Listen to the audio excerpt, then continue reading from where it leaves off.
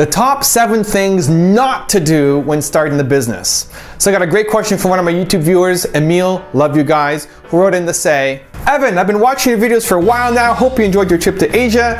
I did. It was awesome. You can watch the videos. I've searched on YouTube and Google, and I always get videos, articles about what to do. I believe knowing what not to do is equally important. Usually all I get is generic tips such as don't grow too fast, but there are no concrete case studies. But when it comes to successful stories, there are specific examples we can learn from. I was thinking if maybe you can have videos or articles analyzing and explaining how businesses failed, especially startups. It would be great if you can use your influence to encourage entrepreneurs who have failed to share their stories with you. That way the mistake will only be made once because we all will have learned from it. Hopefully you'll consider my suggestion. Emil. So Emil, this is for you. Here are the top 7 things not to do when starting the business. Number 1 is pick the wrong business. A lot of companies fail, right? 80% plus of companies fail in 5 years.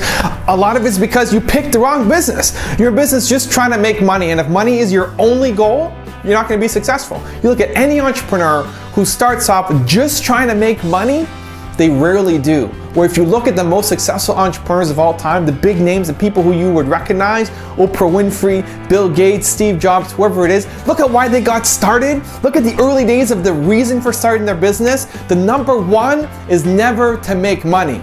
Okay, they want to have a positive impact. They want to change the way something is done. They want to mean something, but it's not just to make money. Now, making money is important. Okay, I'm not saying start a charity. You got to make money. You got to be able to support yourself, your family, your community, live the lifestyle you want. Money is going to be important. We're not throwing it away.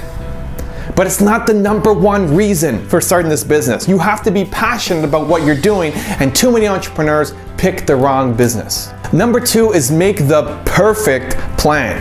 So many entrepreneurs, before they get started, they want to have the perfect plan, right? You got to have it all lined out. It's got to be 100% perfect, know exactly what you're going to do before you launch. And that holds you back. And this was me, okay? In my first real business, Redisoft, the biotech software company I had, I spent a whole summer making my plan, right? Here's how we're gonna grow, here's exactly what we're gonna do. And as soon as we launched, everything changed because my plan was wrong, my assumptions were wrong. And so, too many entrepreneurs get focused on making the perfect plan that they don't start, that they hold themselves back. The best thing you can do is plan a little and start, right? When you get feedback and reaction and customers telling you what they like and don't like, you'll have to adapt anyway. So get that feedback as soon as possible. Don't worry about making the perfect plan, and don't wait until you have that perfect plan, because so many people wait so long that they don't actually take any action at all. They give up on it because they can't figure out the perfect plan. You will never have the perfect plan at the start. So start. Number 3 is spend money. So many entrepreneurs have great ways on how to spend money, right? If I gave you $1 million, you could find 1 million different ways to spend it. Not many entrepreneurs are great at making money. And so stop trying to think about how to spend money, okay? You do not need a website. You do not need an office. You do not need a car. You do not need business cards. You don't need anything. You need you and your hustle to get out there and start talking to customers. Stop trying to figure out ways to spend money. You do not need money to make money. You need to work. You need to hustle. You got to get out there and start talking to people. It takes your time. You got to invest your time, but don't start investing your money. Stop spending money until you're making some money. Number 4 is try to do it alone.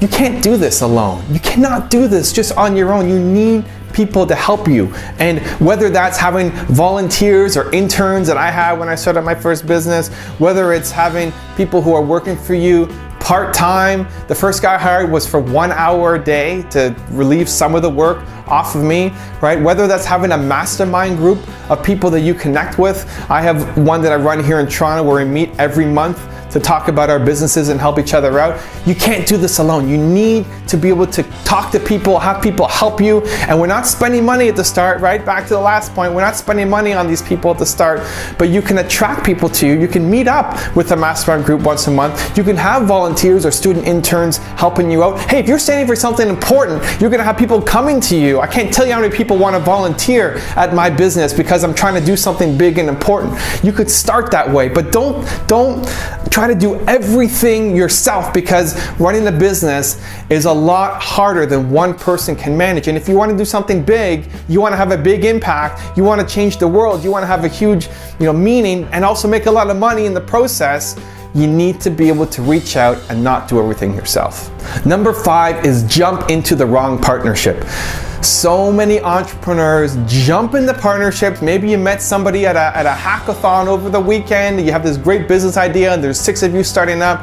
Don't jump in the bed with the wrong partner. And I get why you do it, right? You want to surround yourself with like-minded people who have complementary skill sets. You're on board. Here's our big vision. Here's where we're going. Rah, rah, rah. Here we go. And then when things get tough, that's when the partnership starts to crumble.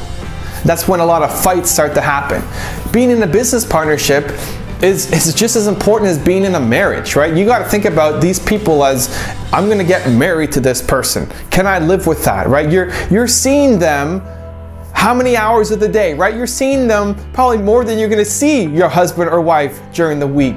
So you have to be somebody who has the same values as you. And the best way to try that out is to start working together on small projects. Before jumping together into this partnership, work on one small project together. See if you guys get along. See if you work well together. See if you share that same vision. See if you share the same values. It's so much more than just having complementary skill sets, right? If you're the business guy, you need a coder. You don't just bring on any coder who can program what you need, right? And give them shares in your business. It has to be somebody who you can get married to and work with for the rest of your life potentially, right? It's got to be that important. So don't just jump into the wrong partnerships. Number 6 is operate in a bubble. So many entrepreneurs, and myself included, we try to figure everything out ourselves. And I wasn't investing in myself. I wasn't learning to try to get better. I remember with my first business, I was earning $300 a month and surviving on beans and struggling and trying to put up a good face for my friends because I was supposed to be the guy making it big and doing well. But meanwhile, I tried everything that I knew. I was failing. I couldn't afford anything. I couldn't afford a night out to have beer with my friends. And the strategy that saved me was modeling success and looking from the strategies of Bill Gates and how we started Microsoft, applying that to my company, and that helped me start to grow. And if I never looked at what made Bill Gates successful, I probably wouldn't have been able to make my company be successful, because I actually told my partner that I quit. Like, I was so stressed out, I was so tired of not making any money that I wanted to quit and do something that I felt would be meaningful and I would feel valued in. So I was operating in a bubble, and you can't operate in a bubble. You have to bust through, right? Whatever your comfort zone is, you gotta be able to bust through that to become the entrepreneur that you can truly become. So if that's modeling success, learning from others, watching videos, reading books, stretching your comfort zone, stretching your knowledge zone, stretching the safe environment that you have for yourself to become a better entrepreneur. And every single big break I've had in my business career has been because I've taken my limiting beliefs and smashed it and expanded them a little bit more, and expanded them and believed that I could do more and learn from others to accomplish those things and model strategies and model success. So stop operating in a bubble. And number 7 is start a product. This is a bit of a controversial one, but I'm not a big fan of product startups. The main reason comes back to the money issue, right? I want you to get profitable as soon as possible. I want cash in your hand as soon as possible. And the problem with product companies are you spend a lot of money at the start, right? You have to invest into product, into inventory. And so many companies, entrepreneurs, start up, invest a lot, they put a lot on the line. They may, take out another mortgage on their house. They may pull out money from their retirement savings to launch into this product, and then they end up with all of this inventory sitting in their garage, sitting in their basement that they can't sell.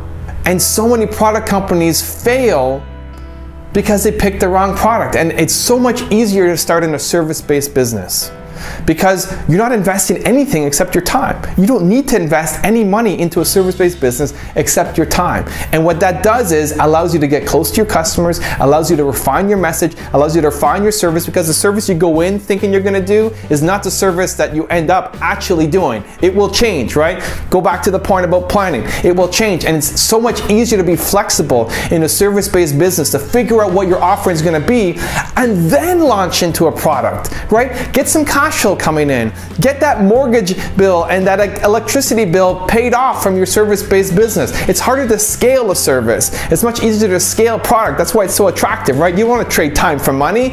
You want to build a huge empire. That's why I'm building a product. But start with a service to get the cash flow coming in, to get you close to the customers, to get you understanding what it is that people want. You have a base of people to then sell your product to. You have an income stream coming in, support you, then launch your product and dominate the world. So I'm not a fan of starting with a product. So in summary, the top 7 things not to do when starting the business. Number 1, pick the wrong business. Number 2, make the perfect plan. Number 3, spend money. Number 4, try to do it alone. Number 5, jump into the wrong partnership. Number 6, operate in the bubble. Number 7, start a product.